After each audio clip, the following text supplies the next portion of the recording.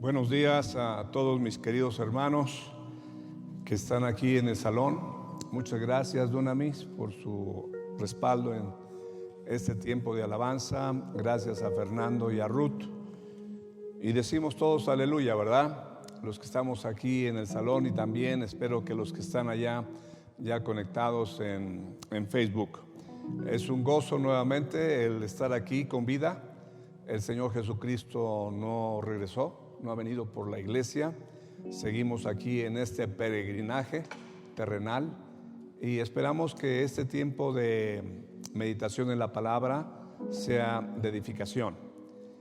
Quiero recordarte a lo que te ha animado, que cada momento en el que tú llegues a un evento como este, a escuchar la palabra o en alguna otra actividad espiritual, tú tengas en mente que tienes un encuentro con el amor de Dios. El amor de Dios fue el que te eligió en la eternidad. El amor de Dios fue el que te alcanzó en tu momento histórico y el amor de Dios es el que te sostiene. Es un amor redentor, es un amor que te dio a su Hijo, que te dio a su Espíritu, que te dio su palabra y Él te cuida. Y este momento, su amor está pendiente de ti. Hay cosas que Él quiere lograr en tu vida y en su maravilloso amor quiere acercarte en este momento su palabra, la palabra escrita que Dios en su bondad nos dejó para que la consideremos. Voy a pedirte que inclines tu rostro ahí donde estás y hagamos una oración para encomendar esta meditación en las manos de nuestro Padre. Padre Celestial, gracias por ese amor manifestado en la cruz del Calvario. Gracias por ese amor redentor que ha buscado a mis hermanos y a mí y encontró la forma de cómo llegar a nuestras propias vidas dentro de nuestra individualidad y dentro de nuestra historia particular. Gracias, Señor, por esas personas, por esas circunstancias que tú usaste para llevarnos al conocimiento sagrado de tu Hijo Jesucristo. Y ahora las cosas son diferentes. Bendito sea tu nombre. Tu amor reside en nuestro corazón por medio del Espíritu Santo que nos fue dado. Pedimos que este tiempo sea un encuentro con tu amor, que tu amor nos ayude a entender las cosas que tienes para nosotros en esta mañana. En el nombre de Jesús. Amén. Amén. Amén. Amén. Bueno, he estado en estos 3 domingos pasados, he estado considerando el tema "Ha conocido mi nombre", basándonos en el Salmo 91. Y he abordado el Salmo 91 desde una perspectiva del Antiguo Testamento, simplemente dejando que el pasaje sea usado por el Espíritu Santo para enseñarnos. Yo espero que haya sido edificado en estos 3 mensajes pasados. En lo particular, yo lo he sido edificado por todo la maravillosa enseñanza que el Señor nos brinda en el Salmo 91. El Salmo 91, en síntesis, nos dice cómo obtener la ayuda divina cuando el ser humano, los hijos de Dios, están viviendo en una sociedad que se ha tornado peligrosa y en un mundo que cada día se vuelve más hostil, más inseguro y más amenazante para la existencia de la raza humana. No sé si has estado al tanto de las tragedias que están ocurriendo allá en China debido a la lluvia incesante que ha caído. Ha habido desbordamiento de ríos. La presa, la más grande que hay en China, se ha tenido que estar desahogando por el nivel de agua. Esto ha ocasionado derrumbes, inundaciones, poblaciones tapadas por el agua, cubiertas por el agua. O sea, el mundo se está volviendo cada vez más hostil, amenazante e inseguro para la subsistencia del ser humano. El mensaje de hoy también tiene que ver con el Salmo 91, nada más que el enfoque va a ser diferente. Por ejemplo, supongamos que tenemos aquí a dos creyentes, un creyente del Antiguo Testamento y un creyente cristiano el Nuevo Testamento, y les damos a cada uno de ellos una copia del Salmo 91 y les dejamos que hablen acerca del Salmo 91. ¿Tú crees que las dos personas nos dirían lo mismo? Bueno, si el cristiano está bien instruido en su fe, nos va a decir cosas diferentes tocante en relación al cristiano del Antiguo Testamento. Digo esto porque hay tres diferencias fundamentales en el acercamiento del creyente del Antiguo Testamento y del creyente del Nuevo Testamento, el cristiano. ¿Cuáles son las diferencias fundamentales? Primero, el pacto en el cual se basa el creyente del Antiguo Testamento, un pacto concertado en el monte Sinaí, y el creyente del Nuevo Testamento se basa en un pacto concertado en el monte Gólgota, en el monte Calvario. Son dos enfoques totalmente diferentes. Las provisiones que hay en el pacto antiguo son muy inferiores a las provisiones que te proporciona el pacto nuevo, el nuevo pacto, basado en la sangre derramada por el Señor Jesucristo en el monte Calvario, en el monte Gólgota, también se le conoce como Gólgata. Además de eso, esa es la primera diferencia. La segunda diferencia es que en el Antiguo Testamento el creyente andaba buscando la morada de Dios, y el creyente del Nuevo Testamento ya no está buscando la morada de Dios, porque Dios vive en él. En el Antiguo Testamento Dios no vivía en el creyente. En el Antiguo Testamento el creyente que quería reunirse con Dios, Moisés edificó el tabernáculo fuera del campamento, y cada persona que quería reunirse con Dios tenía que ir al tabernáculo de reunión, así le llamó, el tabernáculo de reunión. Una vez que el tabernáculo fue superado y se edificó el templo de Salomón, entonces allí en el tabernáculo estaba la presencia de Dios simbolizada por el arca del pacto. Una vez edificado el templo de Salomón, el arca de Dios llegó a estar dentro de las instalaciones del templo de Salomón, y el creyente que quería reunirse y que quería buscar a Dios tenía que irse hasta Jerusalén. Si vivía en la ciudad de Jerusalén, bueno, pues cuando quisiera podía ir, pero si vivía en Galilea o en Berseba, que eran ciudades distantes de Jerusalén, pues tenían que subir. Y de esa manera, entonces, la gran diferencia entre el creyente del Nuevo Testamento y el creyente del Antiguo Testamento es que, el creyente del Antiguo Testamento andaba buscando la presencia de Dios como algo externo. El creyente del Nuevo Testamento ya no tiene que estar buscando a Dios fuera de sí mismo. Él se ha convertido en un templo. Y eso hace una diferencia abismal. Y la otra cosa es que la otra gran diferencia es que el creyente del Antiguo Testamento tenía una larga colección de nombres que yo se los imprimí en una hoja, y que cuando menos de los que están aquí en la hoja, 29 tienen que ver con el Antiguo Testamento.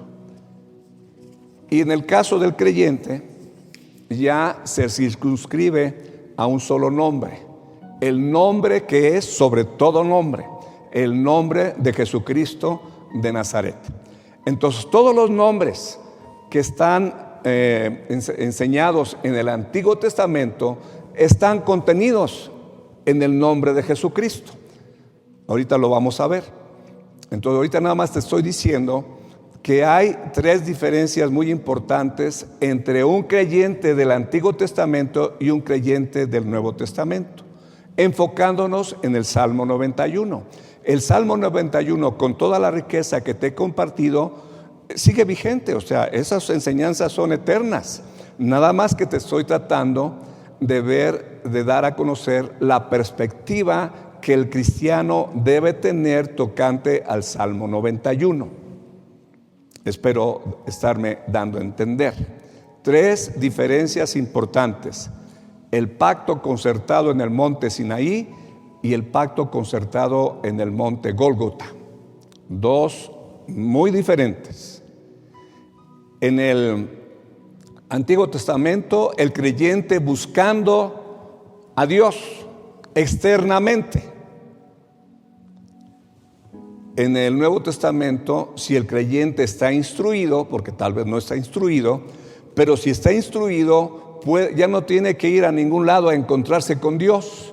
¿Por qué? Porque la persona misma es el templo del Dios viviente.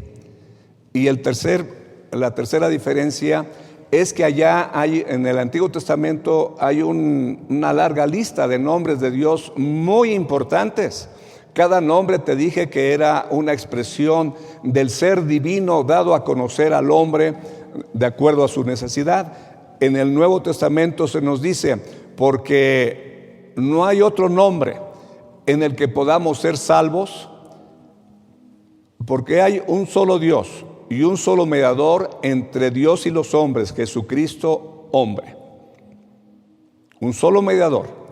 Y ese Jesucristo, su nombre Jesucristo, nos es dado para que tú y yo podamos ser salvos. Y no hay otro nombre debajo del cielo dado a los hombres en que podamos ser salvos. Entonces el nombre de Jesucristo tiene una importancia suprema, y todos los nombres del Antiguo Testamento están contenidos en este precioso nombre. Bueno, entonces espero estarme dando a entender. Vamos a buscar Juan 14, versículo 17, 21 y 23. Juan 14, el Evangelio según Juan. Capítulo 14, versículo 17. Fíjate por favor. ¿Qué se está diciendo aquí del Espíritu Santo? Descrito como el Espíritu de verdad. Leo: el Espíritu de verdad, el cual el mundo no puede recibir porque no le ve ni le conoce, pero vosotros le conocéis, porque mora con vosotros y estará, ¿dónde estará? En vosotros. Versículo 21: el que tiene mis mandamientos y los guarda, ese es el que me ama, y el que me ama será amado por mi Padre, y yo le amaré y me manifestaré a él. Versículo 23, bueno, leo también el 22. Le dijo Judas, no el Iscariote: Señor, ¿cómo es que te manifestarás a nosotros y no al mundo? Respondió Jesús y le dijo: el que me ama, mi palabra guardará, y mi Padre le amará, y vendremos a él y haremos morada con él. Así que según el versículo 17, es el Espíritu Santo el que estará en el creyente. Y según el versículo 23, es el Padre y el Hijo el que estará en el creyente. Y mira por favor el versículo 24. El versículo 24 dice: el que no me ama no guarda mis palabras, y la palabra que habéis oído no es mía, sino del Padre que me envió. O sea, lo que acaba de decirnos Jesucristo, que el Espíritu Santo va a morar en el creyente y que el Padre y el Hijo van a llegar a morar en el creyente, está avalado por Dios Padre. Nos parece algo extraordinario. Tan elevado es esto que estamos leyendo, que el creyente no lo cree y que no se hace énfasis en eso, porque nos parece algo increíble. Pero las palabras que Cristo está diciéndole aquí a sus discípulos tiene el aval del Padre. Y mira por favor lo que dice en el capítulo 3 de 1 Corintios, capítulo 3, 16. 3:16. ¿Ya lo tienes? Dice en el 3:16: ¿no sabéis que sois templo de Dios y que el Espíritu de Dios mora en vosotros? ¿Qué es lo que hace el Espíritu de Dios? Mora en vosotros. Versículo 20 del capítulo 6 de la misma epístola: ¿o ignoráis que vuestro cuerpo es templo del Espíritu Santo, el cual está en vosotros, el cual tenéis de Dios, y que no sois vuestros? Porque habéis sido comprados por precio. Glorificad pues a Dios en vuestro cuerpo y en vuestro espíritu, los cuales son de Dios. Entonces, el pacto que el creyente tiene con Dios a través de Jesucristo, porque déjame decirte, Dios, nuestro Dios, hizo un pacto con el pueblo de Israel a través de Jeremías, y les dice: este es el nuevo pacto que haré con la casa de Israel y con la casa de Judá. Es un nuevo pacto. Cuando el Señor Jesucristo está en el aposento alto llevando a cabo la cena del Señor, Él les dice: esta es la sangre del nuevo pacto que por vosotros es derramada para remisión de los pecados. Entonces ese pacto, esa sangre derramada hace que el Padre, a través de la sangre y Jesucristo, compre la vida del Hijo de Dios. Y entonces el Señor Jesucristo dice: he aquí, yo estoy a la puerta y llamo. Si alguno oye mi voz y abre la puerta, yo entraré a él y él conmigo, y cenaré con él y él conmigo. Entonces aquí las cosas son diferentes. No es como en el Antiguo Testamento, que el creyente anda buscando a Dios externo a él, un Dios externo a él, fuera de él, anda buscándolo. En este caso, ¿a dónde hay que buscar? Dentro de ti. Ahí es donde tú tienes que buscar a Dios, dentro de ti. Porque dice allí que el Espíritu Santo mora en nosotros, que el Padre y el Hijo moran en nosotros, que el Señor Jesucristo entra en el creyente que abre la puerta. Entonces las cosas son diferentes. No podemos tener la misma perspectiva del Salmo 91 como un creyente del Antiguo Testamento a un creyente del Nuevo Testamento que entiende y acepta lo que te estoy diciendo. Aquí la clave está en morar. El Salmo 91:1 dice: el que habita al abrigo del Altísimo morará bajo la sombra del Omnipotente. ¿Cómo habita el creyente en el Antiguo Testamento? A través de una confesión, a través de la confesión de fe. Diré yo a Jehová, esperanza mía, castillo mío, mi Dios, en quien confiaré. Y eso es importantísimo. Eso no ha sido relevado. Eso se debe de mantener. La confesión de nuestra fe se tiene que mantener. El espíritu de fe que sostiene la nueva revelación es el que dice: creí, por lo cual hablé. Creí, por lo cual hablé. Se tiene que articular, se tiene que expresar la fe que sostenemos en Dios. Y además de la confesión está lo que dice en el versículo, cuando al final del 91, que dice: por cuanto en mí ha puesto su amor, yo también lo libraré. Hay que confesar el nombre de nuestro Dios, como ya lo comenté, y tenemos que amarlo. Y luego dice: por cuanto ha conocido mi nombre, le pondré en alto. Tenemos que conocer los nombres de Dios, claro que sí. Para eso te di esta hoja, para que conozcamos los nombres de Dios. Es importante conocerlos. Y el otro punto: me invocará.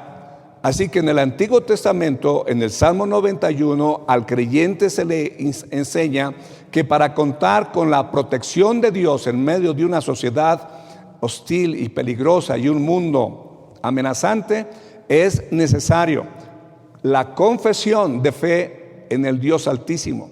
Es necesario el amarlo, es necesario el conocer sus nombres y el invocarlo. Eso es necesario. Nada más que Dios está fuera del creyente, no vive en el creyente. Pasando al Nuevo Testamento, tenemos que hacer lo mismo, nada más que creyendo que Dios está en nosotros. Y vamos a buscar, mira, en el capítulo 14 de Juan, en el idioma griego hay 4 palabras que se traducen morar. 4 palabras. Te las voy a mencionar para que veas nada más, hermano y hermana, la riqueza que se encuentra contenido en el nuevo pacto. El nuevo pacto supera con creces al antiguo pacto. Si la persona no lo ha entendido, bueno, ese es su problema, ¿no?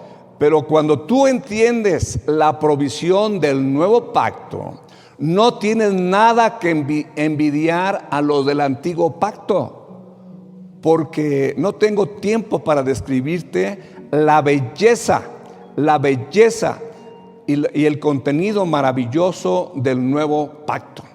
Podríamos decir, como decimos aquí en México, ¿no? El Señor se voló la barda. Se voló la barda con el nuevo pacto. Y es un nuevo pacto que no nos pertenece a nosotros de manera inicial.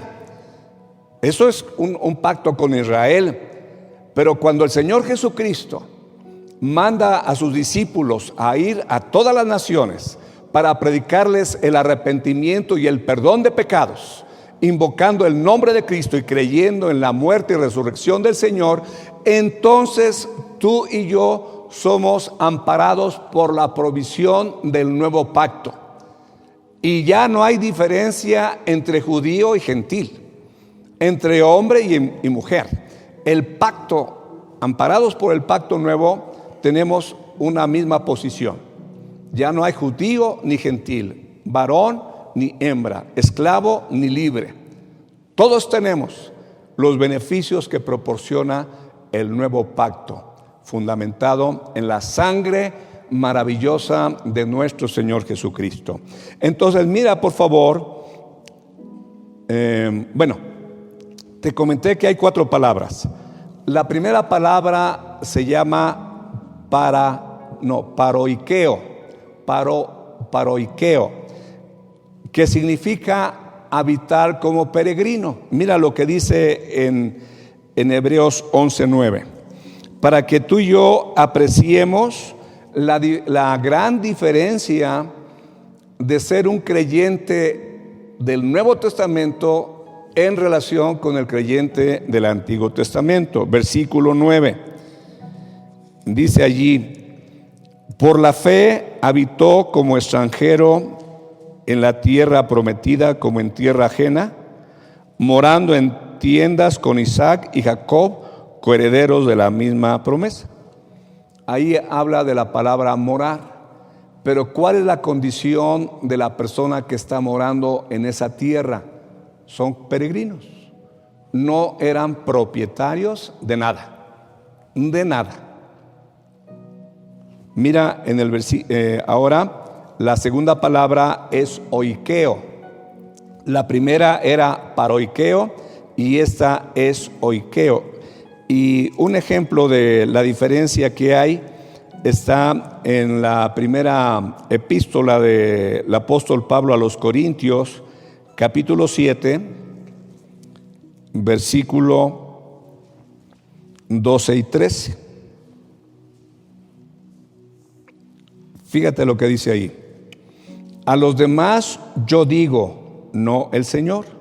Si algún hermano tiene mujer que no sea creyente y ella consiente en vivir con él, no la abandone.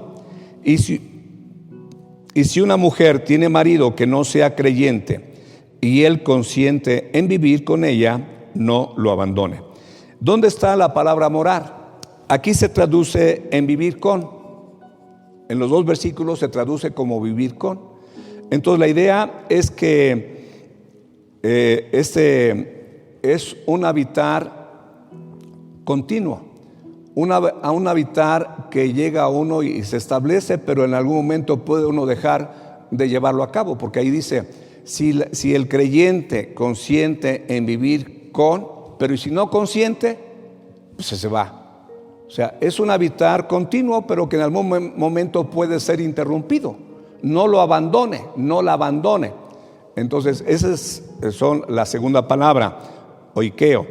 La tercera palabra es katoikeo. Mira por favor lo que dice en Apocalipsis 2, versículo 13.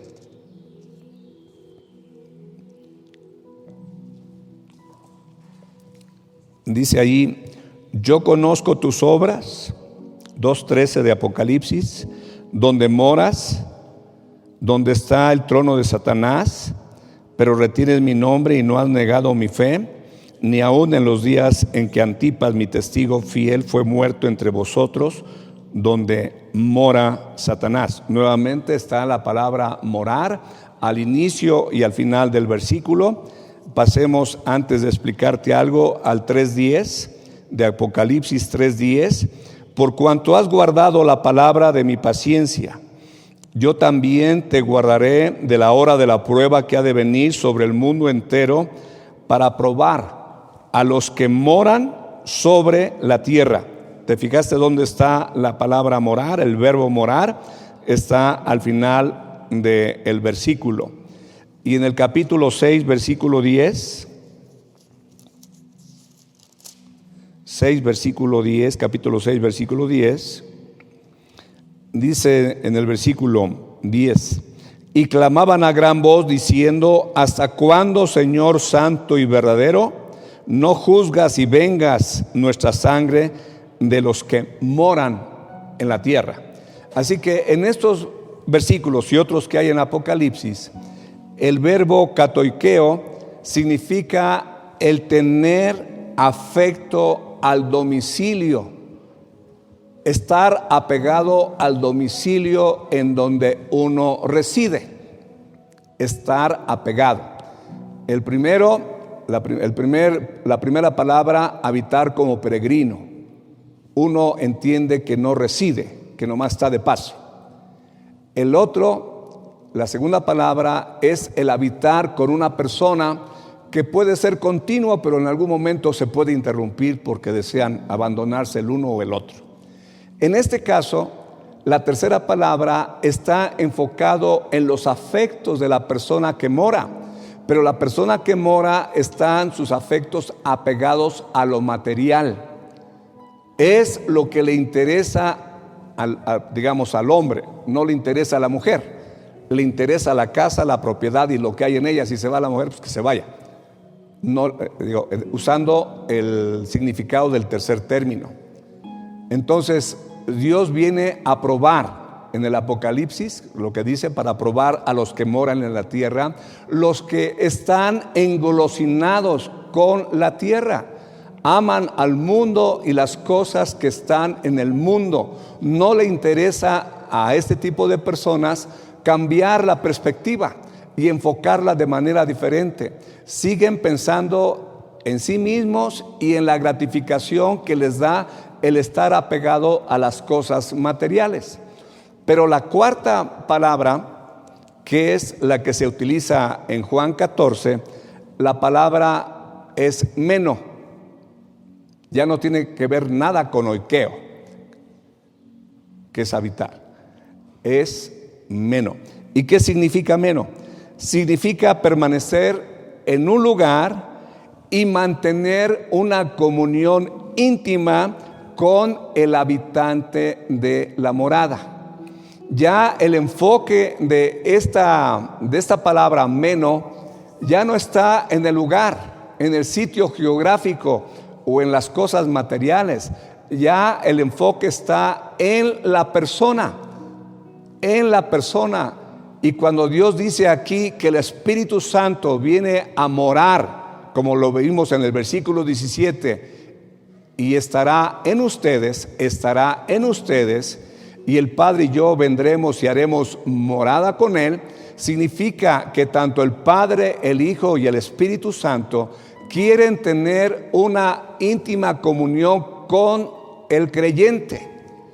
Es por iniciativa de ellos que se acerca, pero es el creyente el que da la autorización de que entre Jesucristo, y entrando Jesucristo entra el Padre y entra el Espíritu Santo.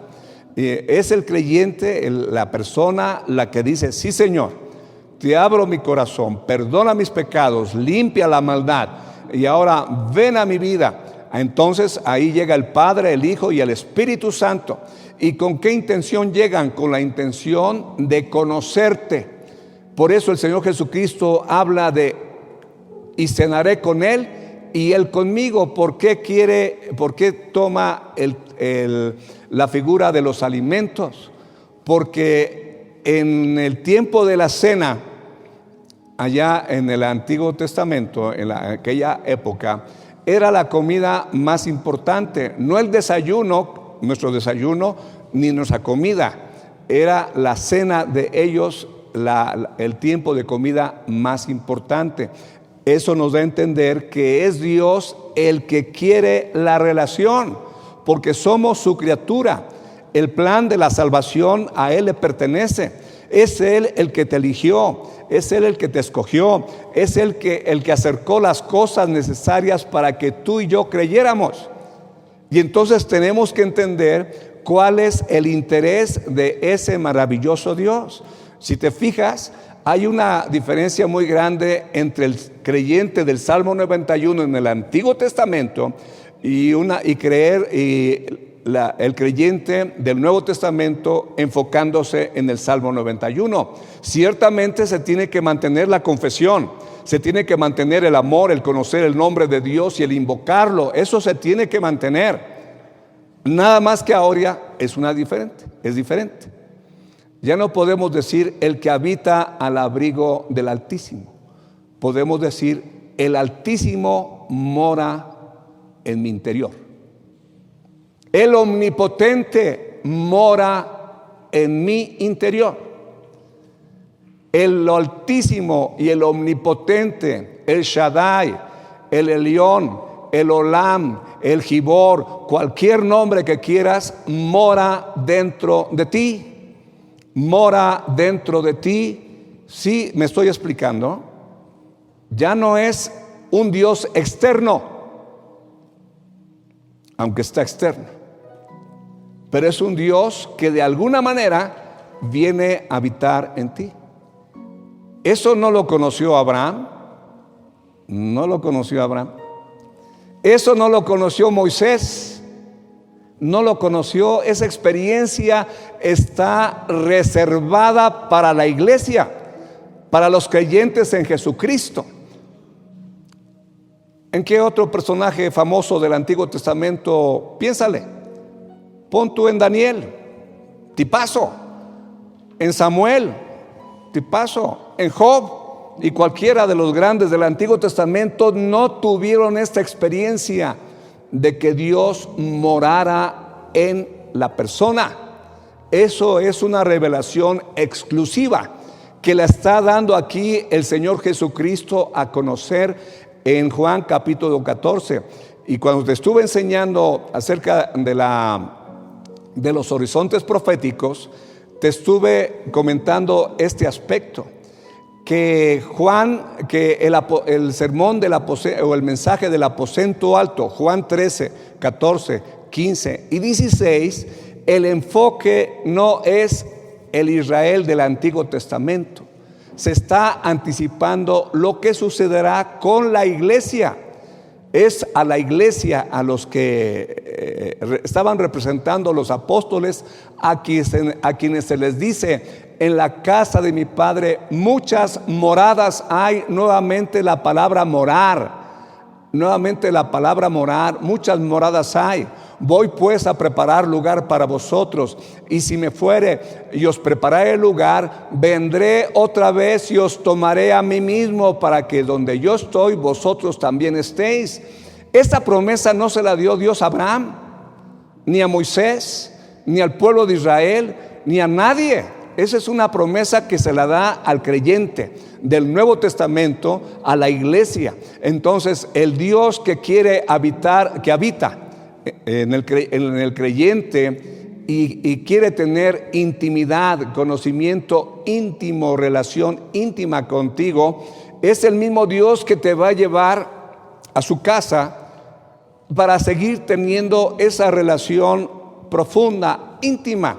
Cosas que Abraham, ni Daniel, ni Isaías, ni Jeremías, ni Oseas, ni Joel, ni Amós, ni Abdías, ni Jonás, Miqueas, ni Nahum, ni Habacuc, ni Sofonías, ni Zacarías, ni Malaquías conocieron. Entonces hay una diferencia muy grande entre la posición que tiene el creyente del Nuevo Testamento por medio del nuevo pacto y la presencia de la Trinidad en nosotros y el nombre santo de Jesucristo a los del Antiguo Testamento. Entonces, esta comunión íntima, fíjate en el capítulo 15 de Juan,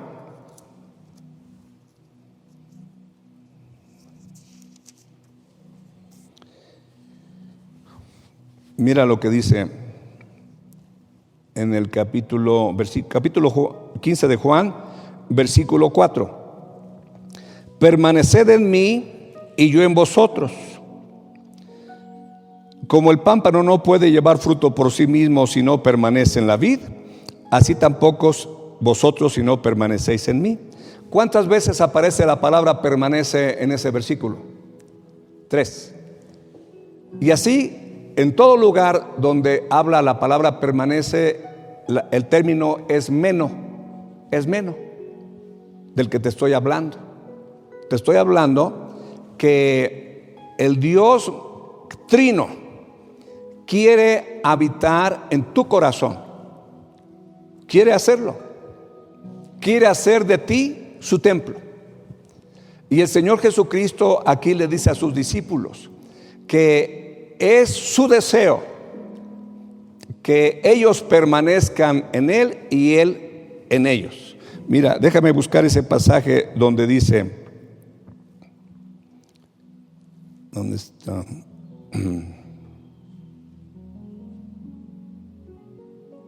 Leamos mejor el versículo. Dice aquí: yo soy la vid, vosotros los pámpanos. El que permanece en mí, versículo 5, y yo en él, ese lleva mucho fruto, porque separados de mí nada podéis hacer. Fíjate en el versículo 5, nuevamente lo leo. Yo soy la vid y vosotros los pámpanos. El que permanece en mí y yo en él.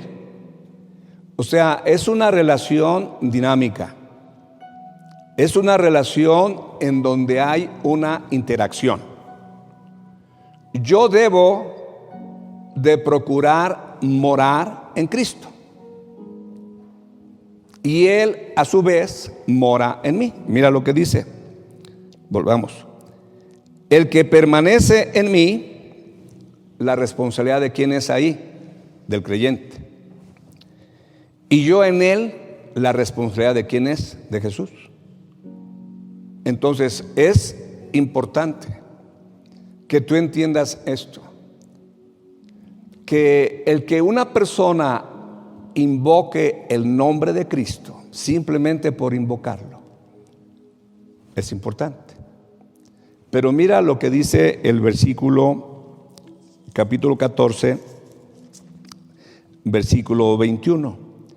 El que tiene mis mandamientos y los guarda, ese es el que me ama. El que tiene mis mandamientos y los guarda, ese es el que me ama. Y yo le amaré, y mi Padre le amará, y nos manifestaremos a Él. O sea que no es asunto nada más de que yo invoco el nombre de Cristo, acepto a Cristo y digo que soy cristiano, y ya de manera automática el Padre y el Hijo moran en mí. Según lo que dice aquí, el que tiene mis mandamientos, ¿y qué cosa? Y los guarda. ¿Qué significa guardar? Igual que obedecer, ¿no? Es diferente obedecer que guardar. ¿Es importante obedecer? Claro que sí, pero más importante es guardar, porque la palabra guardar habla de que tú atesoras, valoras, reconoces los mandamientos de Dios y no los ignoras ni los pasas por alto. Por ejemplo, aquella persona que dice que no quiere perdonar a su prójimo. ¿Cómo? Sí, no. Y se mantiene en su macho. ¿Tú crees que en esa persona va a llegar a morar la Trinidad? ¿Qué dice el pasaje? El que tiene mis mandamientos y ¿qué cosa? Y los guarda. ¿Qué es lo que sucede? Yo le amaré, dice el Señor Jesús, y mi Padre le amará, dice que el Padre le amará, y vendremos a Él y nos manifestaremos a Él. Es así como te dije en el Salmo 91, pregunté, ¿esto que está aquí en el Salmo 91 es para todos? Y muchos dijeron que sí, y yo te dije sí y no. Sí, porque hay una oportunidad, el que habita, pero no porque el Señor aclara, por cuanto en mí ha puesto su amor, por cuanto en mí ha puesto su amor, por cuanto ha conocido mi nombre, por cuanto me invoca, entonces es que se dan las cosas. Entonces, esta promesa no es para la persona que hace una simple profesión de fe y se va y vuelve a las mismas. Es una persona que ha entendido el plan de la salvación y que se acerca a Dios con humildad y que le reconoce como una autoridad. Por eso es que el Señor Jesús dice: no todo el que me dice Señor, Señor entrará en el reino de los cielos, sino el que hace la voluntad de mi Padre que está en los cielos. La forma en que tú y yo le expresamos a Dios nuestro amor es por la obediencia a su palabra. Sus mandamientos tienen que ser ley para mí. No tengo forma de cómo escudarme para no obedecerlos. Si no quieres tener un Dios, pues vete y búscate otro. Pero este Dios al que te acercas en Jesucristo es un Dios que establece ciertos principios, y uno de ellos es el de la obediencia, el de guardar con esmero, con empeño, con gratitud, porque cada mandamiento que Dios nos da es para cuidarnos. ¿Qué le va a pasar a aquella persona que persiste en no perdonar? ¿Qué le va a pasar? Pues Dios no la va a perdonar y esa persona estará en el infierno.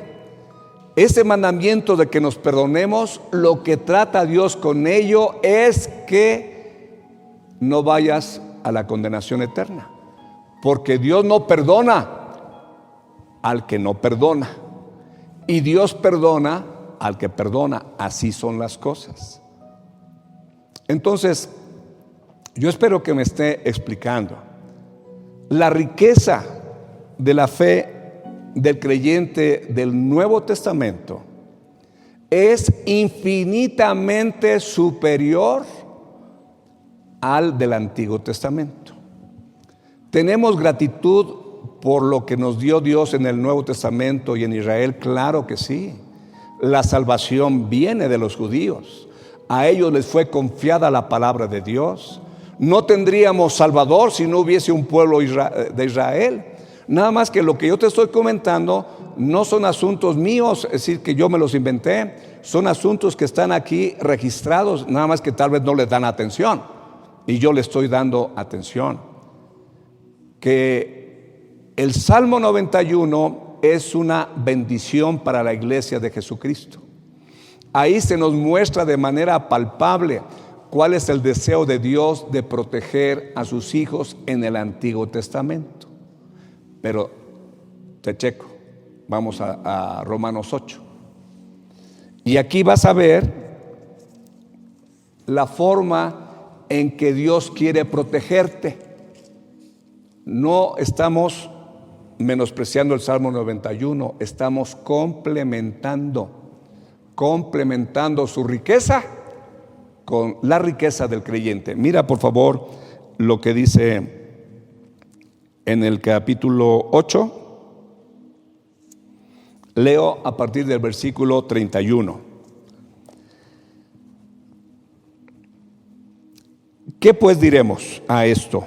Si Dios es por nosotros, ¿quién contra nosotros? El que no escatimó ni a su propio Hijo, sino que lo entregó por todos nosotros, ¿cómo no nos dará también con él todas las cosas? ¿Quién acusará a los escogidos de Dios? Dios es el que justifica. ¿Quién es el que condenará? Cristo es el que murió, más aún el que también resucitó, el que además está a la diestra de Dios, el que también intercede por nosotros. ¿Quién nos separará del amor de Cristo? Mira aquí las amenazas que estaban en el Salmo 91 están aquí representadas de otra manera. ¿Quién nos separará del amor de Cristo?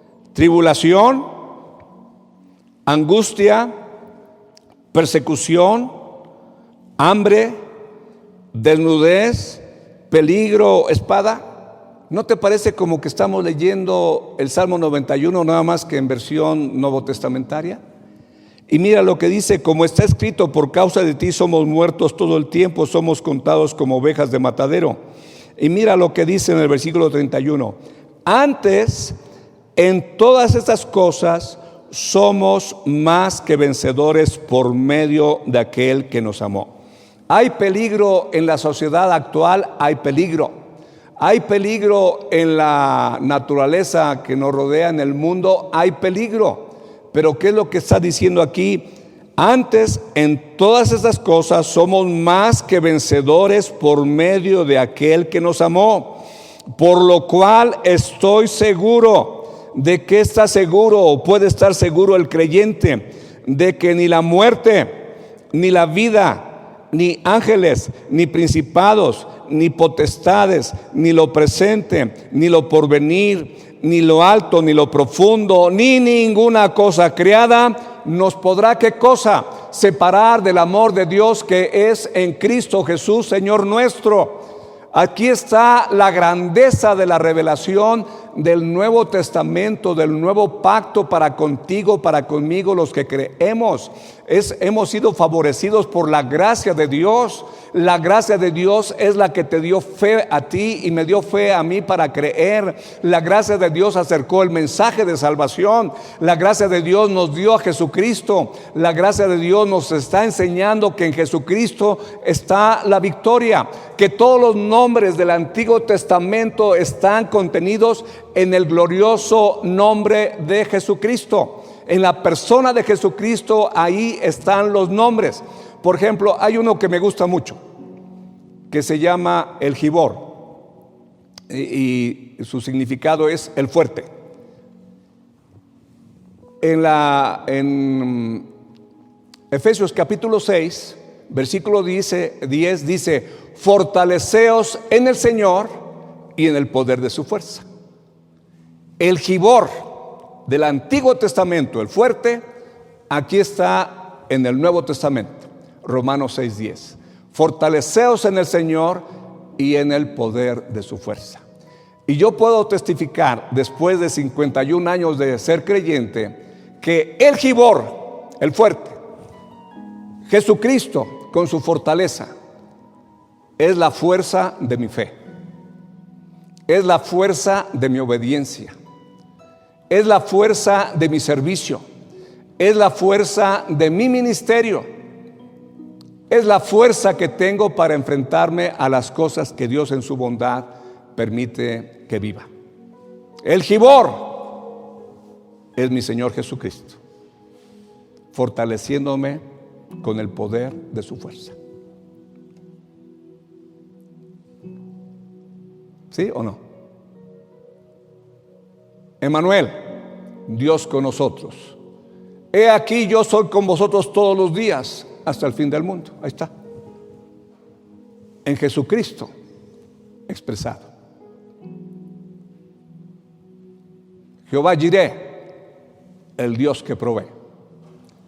Mi Dios pues suplirá todo lo que os falta conforme a sus riquezas en gloria en Cristo Jesús. Ahí está. Jesucristo, conteniendo el nombre del Antiguo Testamento para Jehová. Jehová Jireh, el Dios que provee. Jehová Nisi, mi estandarte, el que pelea por mí. En el mundo tendréis aflicción, pero confiad, yo he vencido al mundo. Su victoria es mi victoria. Antes, en todas esas cosas somos más que vencedores por medio de aquel que nos amó. Por lo cual estoy seguro de que ni la vida, ni la muerte, ni ángeles, ni principados, ni potestades, ni lo presente, ni lo porvenir, ni lo alto, ni lo profundo, ni ninguna cosa creada nos podrá separar del amor de Dios que es en Cristo Jesús, Señor nuestro. Entonces, con esto yo te quiero, en síntesis, decirte, hermano, el Salmo 91 tienes que memorizarlo. Esa es mi sugerencia. Tienes que repetirlo. Eso es importante. Pero tienes que tener en mente que ya no estás invocando a un Dios que está fuera de ti, sino un Dios que está dentro de ti. Y cuando lo invoques, yo te sugiero, cierra tus ojos. Cierra tus ojos cuando repitas el Salmo 91. Y allí, cerrando tus ojos, en la intimidad entre el Padre, el Hijo, el Espíritu Santo y tú, repite el Salmo 91. Repíteselos. Ahí está, eres su templo. Repíteselos. Y comienza diciéndole: Padre, gracias porque ahora no estás solamente fuera de mí, sino que estás dentro de mí. Jesucristo, no solamente estás fuera de mí, sino que estás dentro de mí.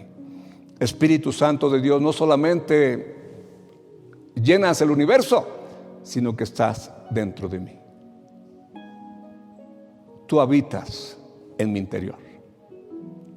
Y porque habitas en mi interior, tengo tu protección. Y yo te digo: esperanza mía, castillo mío, mi Dios, en quien confiaré. Y tú me libras del lazo del cazador y de la peste destructora. Y te puedes terminar con todo lo que dice el Salmo, pero ya el enfoque es distinto. Ya Dios no está fuera de ti, sino está dentro de ti. Y yo no sé si estás de acuerdo conmigo, pero antes de terminar el mensaje debo decirte esto: que la posesión más preciosa que Dios te ha dado en la vida es su presencia en tu corazón. Esa es la posesión más preciosa que tienes en la vida. más valiosa, más extraordinaria, por decir algo. Me faltan calificativos para expresar la grandeza de esa verdad. Cristo en vosotros, la esperanza de gloria. Claro que sí, ahí está el Padre, el Hijo, el Espíritu Santo morando en tu corazón. Y yo te animo a que tú, en tu intimidad con Dios, por ejemplo, el Señor Jesucristo dice lo siguiente: mas tú, cuando ores, entra en tu aposento y cierra la puerta y ora a tu Padre que está en lo secreto. Eso puede enriquecerse. Entra en tu aposento, cierra la puerta, pero ora a tu Padre que está dentro de ti. En el nombre de Jesucristo que vive dentro de ti, con la ayuda del Espíritu Santo que mora en ti. Son cosas, revelaciones complementarias. Y yo espero que esto te esté dando a entender la maravilla de la experiencia cristiana. Gracias a Dios por nuestro Señor Jesucristo. Gracias porque Él abrió la puerta para la salvación de la humanidad, cuando le dijo a sus discípulos: vayan a todo el mundo y prediquen el Evangelio. Ahí estaba la autorización para que tú y yo estemos amparados bajo el nuevo pacto. Y todo lo que se dijo acá es para ti y para mí, si es que lo crees. Yo sí lo creo. No solamente lo creo, sino que lo vivo. No solamente lo vivo, sino que lo disfruto. Quiera el Señor aplicar esta palabra en tu corazón y darle cauce en tu vida. Vamos a orar. Padre, gracias por esta revelación maravillosa. Gracias porque es voluntad tuya que fuera registrado todo lo que está aquí registrado. Gracias, Señor, por haber pensado en el pueblo gentil, por haber alcanzado a mis hermanos y a mí con tu maravilloso evangelio. Ayúdanos, Señor, a ir desarrollando esta conciencia, a practicarla, de que el Padre, el Hijo y el Espíritu Santo moran en el creyente que es obediente, en el creyente que se somete verdaderamente a tu autoridad y que guarda tus mandamientos y atesora tus palabras en su corazón. Gracias, Señor. En el nombre de Jesús. Amén.